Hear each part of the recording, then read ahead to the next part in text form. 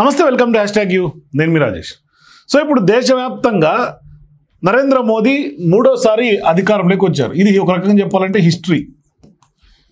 అయితే ఇప్పుడు నాలుగోసారి ప్రధాని అవుతారా అవరా అంటే అది దేశ ప్రజలు అట్లాగే ఆయన వయోభారం ఇదంతా కూడా ఉంటుంది. కానీ ప్రధానంగా బీజేపీకి మోదీకి ఒక రకంగా రేవంత్ రెడ్డి టార్గెట్ ఫిక్స్ చేస్తూ ఉన్నాడు. ఎందుకు టార్గెట్ ఫిక్స్ చేస్తూ ఉన్నాడంటే బీసీలకు సంబంధించినటువంటి వ్యవహారంలో లేదంటే గతంలో అనేక సందర్భాల్లో తెలంగాణ రోల్ మోడల్ అనే అంశం తీసుకున్నా అంటే గుజరాత్కి కొంత కాంపిటీషన్గా తెలంగాణ తయారవుతోంది. అంటే ఇప్పుడు గుజరాత్ మోడల్ ఒకప్పుడు మాట్లాడుతుండే, ఇప్పుడు అందరూ కూడా తెలంగాణ మోడల్ గురించి మాట్లాడుకుంటూ ఉన్నారు. సో ఇటువంటి వ్యవహారంలో పార్లమెంట్ ఎన్నికల సందర్భంగా కానీ లేకుంటే డిఫరెంట్ అంశాల్లో అంటే అంశాల వారీగా నరేంద్ర మోదీకి రేవంత్ రెడ్డి కొంత వర్సెస్ అని చెప్పుకోవచ్చు. అంటే రేవంత్ వర్సెస్ నరేంద్ర మోదీ. అంటే ఇప్పుడు దేశంలో ఉన్నటువంటి ప్రతిపక్షంలో ఉన్నటువంటి పొలిటీషియన్స్లో ఎవరు ధీటైనటువంటి లీడర్ అంటే మోదీకి నెక్స్ట్ రేవంత్ రెడ్డి అనేది రీసెంట్గా కూడా జాతీయ స్థాయిలో జరుగుతున్నటువంటి చర్చ. మరి ఇటువంటి సందర్భాల్లో ఇప్పుడు ఒక రకంగా ఒక బిగ్ ప్లాన్ రేవంత్ రెడ్డి వేసిన తర్వాతనే తెలంగాణలో బీసీలకు సంబంధించి 42% రిజర్వేషన్స్ కులగణన అయితే జరిగిన తర్వాత ప్రకటించారు. ఇవ్వాలని ఒక నిర్ణయం తీసుకున్నారు. అసెంబ్లీలో బిల్లులు పాస్ అయ్యి అంతా జరిగింది వ్యవహారం. అయితే ఇక్కడ అంశం ఏంటంటే ఒక రకంగా బీసీ కులగణన చేయటం కూడా చేసిన తర్వాతే ఇప్పుడు మోడీ జనగణనలో కులగణన అనేది ఒకటి స్టార్ట్ చేశారు. అది కూడా ఒక రకంగా చెప్పాలంటే కాంగ్రెస్ సక్సెస్ అంటే ఇప్పుడు అది రేవంత్ రెడ్డి చేశారు కాబట్టి రేవంత్ సక్సెస్. సో ఇట్లా మనం మాట్లాడుకోవచ్చు. అయితే ఇక్కడ ప్రధానంగా బీసీలకు 42% రిజర్వేషన్లు రేవంత్ రెడ్డి ఇస్తున్నటువంటి క్రమంలో ఒక రకంగా చెప్పాలంటే బీజేపీని ఇరకాటంలో పెట్టే వ్యూహం అయితే స్పష్టంగా సీఎం రేవంత్ రెడ్డి తీసుకున్నారు. అంటే ఎట్లా అంటే ఇప్పుడు బీసీలకి 42% రిజర్వేషన్లు కల్పించే అంశంలో ఇప్పటిదాకా కేంద్రం కొంత అడ్డుపడుతున్నటువంటి వివరంగా మనకు కనిపిస్తుంది. అంటే ఒక రకంగా రాష్ట్రపతికి సంబంధించినటువంటి అక్కడ ఒక సంతకంతో ఆగింది. ఇక్కడ గవర్నర్ దగ్గర కూడా ఇప్పటికే లీగల్ సంబంధించినటువంటి అనేక అంశాలు కొంత దాని వ్యవహారంలో ఇప్పుడు కొంత అంతా చర్చలు చేసి లీగల్ ఒపీనియన్స్ తీసుకుంటే అక్కడ అది ఆగింది. అంటే పంచాయతీరాజ్ చట్టానికి గ్రీన్ సిగ్నల్ ఇచ్చినప్పుడు కూడా ఈ బీసీలకు సంబంధించినటువంటి 42% రిజర్వేషన్లకైతే ఇప్పటిదాకా గవర్నర్ గ్రీన్ సిగ్నల్ ఇవ్వలేదు.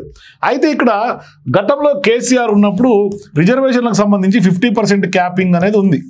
ఆ క్యాపింగ్కే అడ్డు అనేది సీఎం రేవంత్ రెడ్డి బీఆర్ఎస్ పార్టీని ఇరకాటంలో పెడుతున్నాడు. అట్ ద సేమ్ టైం బీజేపీని కూడా కేంద్రంని కూడా ఇరకాటంలో పెట్టే దిశగానే గతంలో ఢిల్లీలో జంతర్ మంతర్ దగ్గర కూడా దీక్ష చేశారు. జంతర్ మంతర్ దగ్గర దీక్ష ఇట్లా కేంద్రాన్ని కూడా ఇరకాటంలో పెట్టారు. మరి ఇప్పుడు సరైనటువంటి టైము నరేంద్ర మోదీ ఇరుక్కునే టైం వచ్చింది. అది ఎట్లా వచ్చింది అంటే వ్యవహారం అంతా కూడా ఇప్పుడు బీహార్ ఎన్నికలు రాబోతా ఉన్నాయి. బీహార్ అసెంబ్లీకి ఎలక్షన్స్ అది నాకు తెలిసి నెక్స్ట్ మంత్లోనో షెడ్యూల్ వచ్చే అవకాశం ఉంటుంది. ఈ నెల చివరకు కసరత్తు జరుగుతోంది. ఈ అసెంబ్లీ ఎన్నికల్లో India versus NDA tight fight నడుస్తోంది. ఇక్కడ ఒక రకంగా చెప్పాలంటే రీసెంట్ అన్ని సర్వేస్ చూసుకుంటే కూడా కేవలం 1% మార్జిన్ మాత్రమే రెండు ఇండియా ఎన్డీఏకి కనిపిస్తోంది. పెద్దగా మార్జిన్ చాలా టైట్ ఫైట్ నడుస్తోంది. అయితే ఇప్పుడు ఎటు తిరిగైనా నరేంద్ర మోదీ గెలవాలి. ఇది ఆయన పెట్టుకున్నటువంటి గోల్. మరి దానికి ఏం చేయాలి? ఎందుకంటే ఇప్పటికే ప్రశాంత్ కిషోర్ ఎవరైతే ఉన్నారో కింగ్ మేకర్ అని చెప్తున్నారు. ఆయన ఇండియా కూటమి ఓట్లు చీల్చేందుకు అర్బన్ ఓట్లు చీల్చేందుకు రెడీగా ఉన్నారు. ఆయన ఓట్లు గెలిస్తే మళ్ళీ నరేంద్ర మోదీకే బెనిఫిట్. మరి ఇప్పుడు నరేంద్ర మోదీకి ఆ విధంగా బెనిఫిట్ అవుతున్నటువంటి నేపథ్యంలో ఆయన ప్రజల్ని కూడా కొంత మభ్యపెట్టాలనే ఒక ఆలోచనలో భాగంగానే కొంత వరాలు ఎట్లాగూ బీహార్ ఎన్నికలు దృష్టిలో పెట్టుకొని వరాలు నిధులు ఇవన్నీ కూడా కొంత ఇస్తున్నారు. ఇప్పుడు మొన్న రీసెంట్గా కూడా పెద్ద ఎత్తున 5 రోజుల పాటు 5 రాష్ట్రాల పర్యటన కూడా అయ్యింది. ఈ పర్యటనలో కూడా పెద్ద ఎత్తున బీహార్కి వరాల జల్లు కురిపించారు ఆయన. అయితే ఇక్కడ ప్రధానంగా బీహార్లో ఎటు తిరిగైనా గెలవాలని ఆయన తాజాగా సీఎం రేవంత్ రెడ్డి తెలంగాణలో ఏమో 42% రిజర్వేషన్లు ఇస్తే నరేంద్ర మోదీ ఓబీసీలకు 46% రిజర్వేషన్లు ఇచ్చే దిశగా బీహార్లో కసరత్తు జరుగుతోంది. ఇప్పుడు త్వరలోనే ఒక భారీ సభ పెట్టి బీహార్లో ఈ నిర్ణయం ప్రకటించే అవకాశం ఉంది. ఇది ఒక విప్లవాత్మక నిర్ణయం. దీని ద్వారా ఓబీసీలందరూ కూడా బీజేపీకి ర్యాలీ అయ్యే అవకాశాలు ఉన్నాయి. ఎట్లయితే బీసీలను కాంగ్రెస్ పార్టీ తెలంగాణలో అత్యధికంగా జనాభా ఉన్నటువంటి బీసీలను ఏ విధంగా అయితే ర్యాలీ చేసుకోవచ్చు రేవంత్ రెడ్డి గారు ఒక ప్లాన్ వేశారో, కాంగ్రెస్ పార్టీకి ఒక పెద్ద సక్సెస్గా మారుతుందో, దాన్ని ఈయన కాపీలాగా కొంత ఓబీసీల వైపు కొంత ఆయన మొగ్గు చూపారు. సరే, ఇక్కడ వరకు బాగానే ఉంది. ఇక్కడైతే ఇక్కడివరకు ఎక్కడ మొహమాటం లేదు, ఇబ్బంది లేదు. ఆయన 42% బీసీలకు ఇస్తారు, ఈయన ఓబీసీకి 46% ఇస్తారు. పెద్ద నష్టపోయేది ఏం లేదు. కానీ ఎటొచ్చి ఇరకాటం ఎక్కడొస్తుందంటే, ఈయన 42% బీసీలకు రిజర్వేషన్లు ఇస్తా అంటే, తెలంగాణలో 42% ఇస్తా అంటే ఇప్పటిదాకా కేంద్రం బీజేపీ ఇవ్వలే. బీజేపీ కొంత ఇవ్వనటువంటి, అంటే అగ్రీ కానటువంటి వ్యవహారం, అడ్డుపడుతున్నటువంటి వ్యవహారం, పూర్తిగా సంపూర్ణ మద్దతు ఇవ్వలే. దాని ద్వారా బీసీలు బీజేపీకి వ్యతిరేకం అవుతారు. అదొక పాయింట్ అయితే, అంటే మోదీ గారు బీజేపీ ఎట్లా ఇరుక్కుంటుంది రేవంత్ ప్లాన్లో అంటే. మరి ఇప్పుడు ఆయన బీహార్లో 46% ఏ విధంగా ఇస్తారు అనే ఒక ప్రశ్న ఇవాళ కాంగ్రెస్ పార్టీ రైజ్ చేసే అవకాశం ఉంటుంది. అంటే ఇక్కడేమో 42 ఇస్తా అంటే వద్దని వాదిస్తున్నటువంటి బీజేపీ, క్లారిటీ కావాలని వాదిస్తున్నటువంటి బీజేపీ, ఇక్కడ ఓబీసీలకు 46% ఎట్లా ఇస్తారు బీహార్లో? ఇది ప్రధానమైనటువంటి కీలకమైనటువంటి అంశం. సో ఇప్పుడు ఇంకా బీహార్లో ఇంకా లేదు దానికి విధి విధానాలు కానీ, లేదంటే కనుక ఏం చేయబోతున్నారు నరేంద్ర మోదీ, ఏం చేయబోతుంది బీజేపీ అని అయితే అంశం లేదు ఇంకా. కానీ ఇది ఒక చర్చ జరుగుతుంది. 46% ఓబీసీలకు రిజర్వేషన్ ఇవ్వాలి. అది భవిష్యత్తులో చాలా వరకు ఓబీసీలు ఎక్కువగా ఉన్నటువంటి రాష్ట్రాల్లో కూడా దీన్ని కొంత దేశవ్యాప్తంగా ఇంప్లిమెంట్ చేస్తే చాలా వరకు రాష్ట్రాల్లో మళ్ళీ ఓబీసీల ఓట్ బ్యాంక్ అంతా కూడా బీజేపీకి ర్యాలీ అయ్యే అవకాశం ఉంటుంది అన్నది బీజేపీ యొక్క స్ట్రాటజీ. ఇది ఒక బిగ్ పొలిటికల్ స్ట్రాటజీ. మరి ఇప్పుడు ఈ స్ట్రాటజీలో సీఎం రేవంత్ రెడ్డి గారు గేమ్ ప్లాన్లో నరేంద్ర మోదీ ఇరుక్కుంటారా? నరేంద్ర మోదీ గారు వేసినటువంటి ప్లాన్లో సీఎం రేవంత్ రెడ్డి గారు ఇరుకుతారా? అంటే ఇప్పుడు ఒకవేళ ఓబీసీలను వ్యతిరేకిస్తే కాంగ్రెస్ కూడా కొంత మైనస్ అయ్యే అవకాశం ఉంటుంది దేశవ్యాప్తంగా.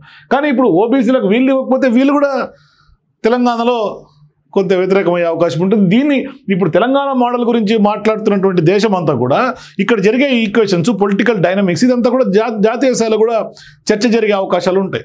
తద్వారా ఇప్పుడు దేశంలో తెలంగాణ మోడల్లో అని మాట్లాడుతున్నటువంటి నేపథ్యంలో 42% రిజర్వేషన్లకు సంబంధించి ఇప్పటికే బీహార్లో సీఎం రేవంత్ రెడ్డి కూడా మొన్నటి రాహుల్ గాంధీతో పాటు వెళ్ళి పెద్ద ఎత్తున యాత్రలో పాల్గొన్నారు. మరి ఇప్పుడు ఈ 42% రిజర్వేషన్లకు సంబంధించినటువంటి వ్యవహారం కూడా జాతీయ స్థాయిలో చర్చ జరిగే అవకాశం ఉంటుంది.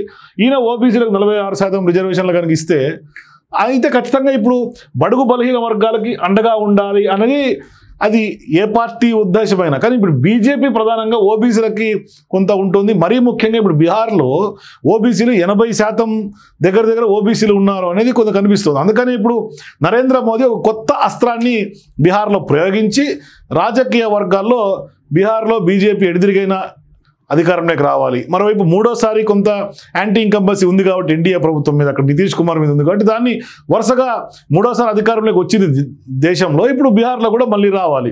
ఎందుకంటే ట్రిపుల్ తలాక్ కానీ, ఆర్టికల్ 370 కానీ, మహిళా రిజర్వేషన్లు కానీ, జమ్మూ కాశ్మీర్ విభజన కానీ, సిఏఏ వంటి ఇవన్నీ కూడా ఒక విప్లవాత్మకమైన నిర్ణయాలు.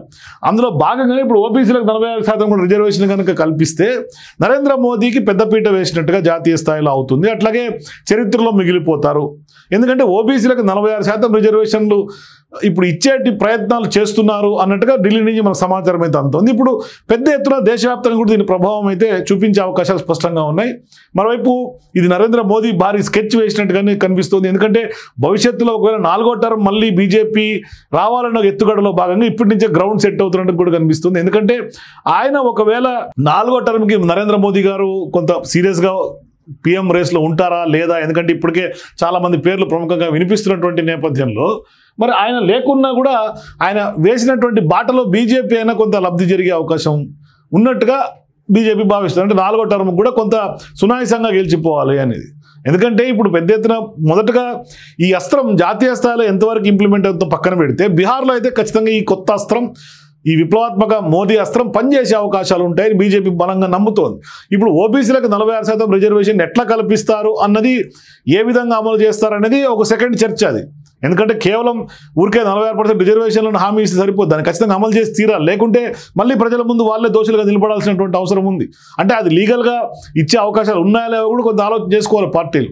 అంటే కేవలం ఎన్నికల ముందు ఒక బ్రహ్మాస్త్రంగా పనిచేసి వేసేసి బీజేపీ పెద్దలు ఖచ్చితంగా ఓబీసీ ఓట్లు మాకు ర్యాలీ అయిపోతాయంటే పొలిటికల్గా టాక్ హాట్ టాపిక్ ఇదంతా ఈ రోజుకి బాగానే ఉంటుంది. ఎందుకంటే బీహార్ వరకు బాగానే ఉంటుంది. ఎందుకంటే 85% అక్కడ ఓబీసీలు ఉన్నారు, ఆల్మోస్ట్ 85% ఓబీసీలు. ఇంతవరకు బాగానే ఉంటుంది. తర్వాత ఇది సీరియస్గా ఆలోచించారు. ఎందుకంటే ఇప్పుడు రేవంత్ రెడ్డి గారు 42% రిజర్వేషన్ ఇచ్చిన తర్వాత ఆయన వరకు ఆయన చిత్తశుద్ధితోటి అన్ని ఇచ్చేసిన తర్వాత అసెంబ్లీలో బిల్లులు పెట్టేసి మొత్తం అంతా గవర్నర్ దగ్గర పంపించేసి మొత్తం క్యాబినెట్ అప్రూవల్స్ అన్ని వీళ్ళ వైపు నుంచి చాలా క్లియర్గా ముందుకు తీసుకెళ్ళిపోయారు. కానీ రాజ్యాంగబద్ధమైనటువంటి పదవుల్లో ఉన్నటువంటి వాళ్ళు కూడా దానికి అడ్డుపడుతూ అది లీగల్గా కొంత ఒపీనియన్స్ తీసుకుంటూ అక్కడ కొంత పెండింగ్లో పడినటువంటి వ్యవహారం మనకి తెలంగాణ రాష్ట్రంలో కొంతకాలంగా నలుగుతోంది. మరి ఇప్పుడు త్వరలోనే నరేంద్ర మోదీ కూడా బీహార్లో 46% రిజర్వేషన్లు ప్రకటించే అవకాశం ఉన్నట్లుగా ఢిల్లీలో ఉన్నటువంటి బీజేపీ వర్గాల నుంచి సమాచారం అయితే అందుతోంది. మరి నరేంద్ర మోదీ గారు ఎటువంటి ప్లాన్తో ఏం చేస్తారు బీహార్ ఎన్నికల్ని అనేది చూడాలి. మరి ఇప్పుడు ఇక్కడ 46 వర్సెస్ 42గా మోడీ వర్సెస్ రేవంత్ రెడ్డిగా భవిష్యత్తులో కొంత పొలిటికల్ వార్క్ అయితే తెరలేసే అవకాశాలు ఉంటాయి. సో మీరు కూడా ఎంటైర్ వీడియో చూసిన తర్వాత బీహార్లో 46% ఓబీసీలకు మోదీ రిజర్వేషన్లు ప్రకటిస్తే ఎట్లా ఉండబోయే అవకాశం ఉంది పొలిటికల్ సినారియో జాతీయ స్థాయిలో? మీ అభిప్రాయాలు కింద కామెంట్స్ తెలియజేయండి. For more videos please watch #.